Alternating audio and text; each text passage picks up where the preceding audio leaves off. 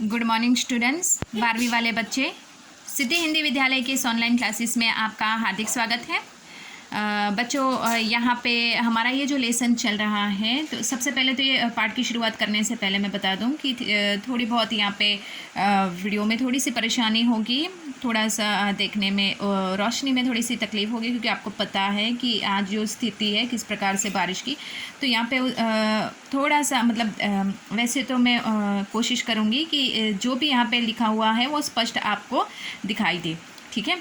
तो अगर थोड़ी सी कोई अगर यहाँ पे परेशानी होती तो उसके लिए मैं माफ़ी चाहती हूँ।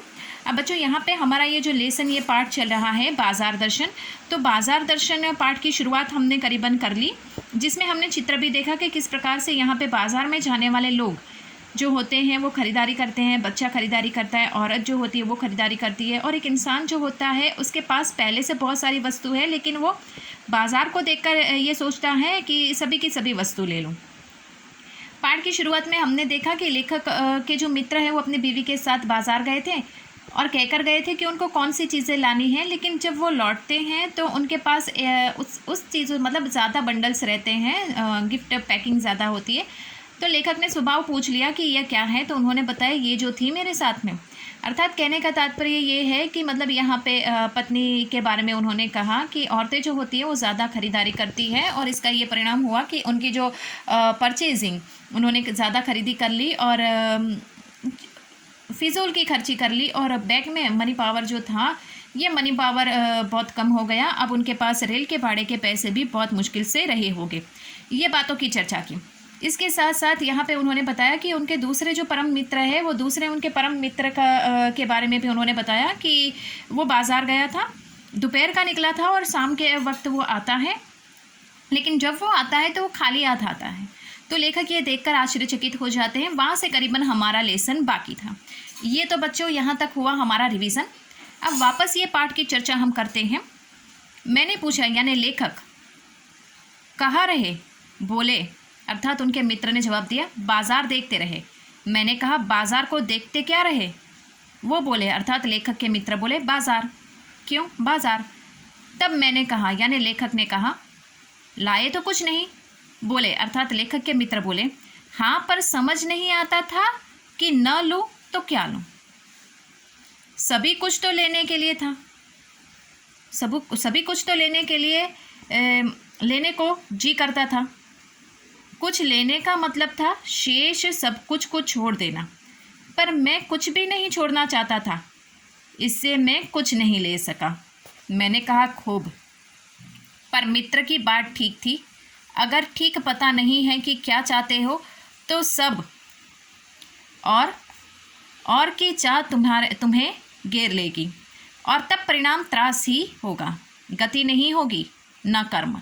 अब यहाँ पे जितना बच्चों हमने पढ़ा उससे ये स्पष्ट होता है कि यहाँ पे लेखक के जो दूसरे मित्र हैं वो खरीदारी करने के लिए मार्केट जाते हैं, बाज़ार जाते हैं, वो कुछ नहीं लाते। तो लेखक ने पूछा, यह क्या? तो उन्होंने बताया, कुछ नहीं, बाज़ार गए थे। तो बोलते हैं, हाँ, लाए तो कुछ नहीं। तो उन्होंने बोला कि बाज़ार में बहुत सारी वस्तु थी, जी करता था सारी की सारी ले लूँ, लेकिन सारी की सारी वस्तु ले पाना उनके बस की बात नहीं है, इसके लिए आखिरकार उन्होंने कुछ नहीं खरीदा। यहाँ पे लेखक को बहुत अच्छी लगी उनकी बातें कि इंसान को बाज़ार जो होता है वो लालचित करता है, ये नहीं वो, लेकिन यहाँ पे इंसान का जी करता है कि सब चीज़ें ले लूँ, जबकि वो ले नहीं पाता, और नहीं ले पाने के कारण ही वो कुछ नहीं लेता है। अब यहाँ पे थोड़ा और आगे बढ़ते हैं बच्चों, पाठ को थोड़ा और आगे बढ़ाते हैं हम। बाज़ार में एक जादू है, वह जादू आँख की राह काम करता है। वह रूप का जादू है, पर जैसे चुंबक का जादू लोहे पर ही चलता है, वैसे ही इस जादू का भी मर्यादा है। जेब भरी हो और मन खाली हो, ऐसी हालत में जादू का असर खूब होता है। जेब खाली पर मन भरा ना हो तो भी जादू चल जाता है। मन खाली है तो बाजार की अनेकानेक चीज़ों का निमंत्रण उस तक पहुंच जाएगा।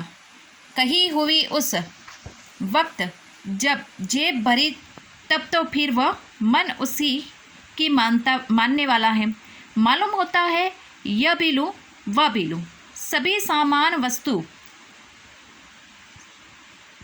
सामान ज़रूरी है और आराम को बढ़ाने वाला मालूम होता है, पर यह सब जादू का असर है। जादू की सवारी उतरी की पता चला कि वैसी चीज़ों की बहुतायत आराम में मदद नहीं देती बल्कि खलल ही डालती है। थोड़ी देर को स्वाभिमान को ज़रूर सेक लिया जाता है पर इससे अभिमान की गिल्टी की और खुराक ही मिलती है।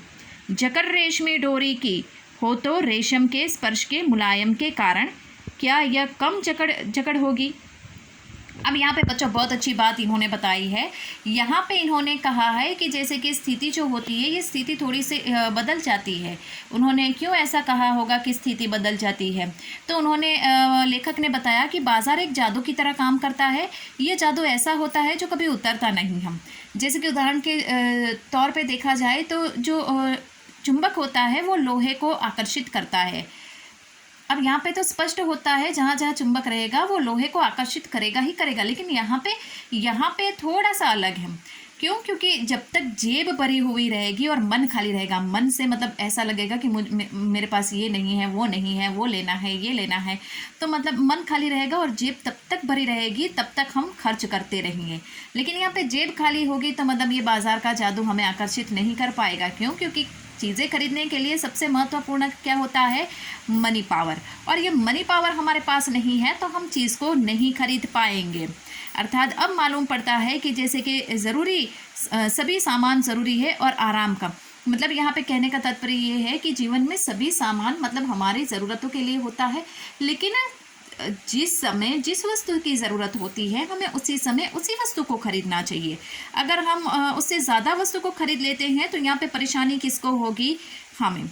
हमारे जीवन की मुसीबतों में खलल पड़ जाएगी, परेशानी आ जाएगी, जिसको हम फिर उसको संभाल नहीं पाते, मैनेज नहीं कर पाते हैं। तो बिल्कुल उसी प्रकार से यहाँ पे जैसे कि सारी की सारी चीज़ें हैं ये हमें बहुत ही अच्छी लगती है। रेशमी मुलायम डोर की तरह होती है जो मतलब ये बाज़ार हमें अपनी ओर आकर्षित करता है और हम बिना किसी वजह उसकी ओर खींचे चले जाते हैं। ये बात यहाँ पे लेखक ने इस परिच्छेद में की है। अब बच्चों थोड़ा और बढ़ते हैं। पर उस जादू की जकड़ में बचने का एक सीधा सा उपाय है, वह यह कि बाज़ार जाओ तो खाली मन ना हो, मन खाली हो तब बाज़ार ना जाओ। कहते हैं लू में जाना हो तो पानी पीकर जाना चाहिए, पानी भीतर हो तो लूपन व्यर्थ हो जाता है। मन लक्ष्य में भी हो तो बाजार भी फैला का फैला ही रह जाएगा, तब वह घाव बिल्कुल नहीं दे सकेगा बल्कि कुछ आनंद ही देगा। तब बाजार तुमसे कृतार्थ होगा क्योंकि तुम कुछ ना कुछ सच्चा लाभ उसे दोगे। बाजार की असली कृतार्थता है आवश्यकता के समय काम आना। यहाँ पे बहुत अच्छी बात बच्चों यहाँ पे लेखक ने बताई है। लेखक कहते हैं कि ये जो बाज़ार का जादू है वो हमें उस समय हमारे ऊपर हावी नहीं होगा जिस समय हमें पता है कि कौन सी चीज़ें हमें खरीदनी है और कौन सी नहीं। उस समय ये बाज़ार हमारे ऊपर कोई किसी प्रकार का वो जादू नहीं करेगा। और जब मन खाली होता है तब बाज़ार नहीं जाना चाहिए, मन हमारा हरा भरा रहना चाहिए, मतलब हमारे मन में संतुष्टि होनी चाहिए, मेरे पास सब कुछ है और मुझे जो चीज़ खरीदनी है उसी के लिए मैं बाज़ार जाना चाहता हूँ। जब मन में ये भाव होगा तभी बाज़ार की जो उसका जो भाव है, बाज़ार की जो कृतार्थता है वो सिद्ध होगी। बल्कि खाली मन रहेगा तो फिर बाज़ार जाने का तो कोई मतलब है ही नहीं। क्यों? क्योंकि हमारी इच्छाएं हमारे ऊपर हावी हो जाती है, मेरे पास ये नहीं, मेरे पास वो नहीं, मुझे ये लेना, मुझे वो लेना है। तो उदाहरण के तौर पे उन्होंने ये लू का उदाहरण दिया। जैसे कि गर्मी में जाते हैं तो हमें गर्माहट लगती है, लू लगती है, गर्म हवा, लू यानी गर्म हवा लगती है। लेकिन अगर पानी पीकर जाएंगे तो शरीर में पानी की मात्रा बनी रहेगी, तो ये जो गर्म हवाएं अर्थात जो लू है वो हमारे शरीर को नहीं छू पाएगी, हमें नुकसान नहीं कर पाएगी। उसी प्रकार से हमारा मन भी जब तक हरा भरा रहेगा, तब तक संतुष्टि रहेगी, तब तक ये बाज़ार जो है वो हमें आकर्षित नहीं कर पाएगा। और सही मायने में देखा जाए तो लेखक कहते हैं बाज़ार का जो कृतार्थतापन है वो सही मायने में तभी सिद्ध होगा जब उस समय बाज़ार की सही तरीके से हम इस्तेमाल करना समझेंगे और सीखेंगे। तो बच्चों यहाँ पे हम रुकते हैं, नेक्स्ट वाले वीडियो में इससे आगे का जो है उसको पढ़ने का प्रयास करेंगे। आज थोड़ी सी परेशानी आपको वीडियो में होगी, लेकिन उसके लिए मैं आपसे तहे दिल से माफ़ी चाहती हूँ। Thank you.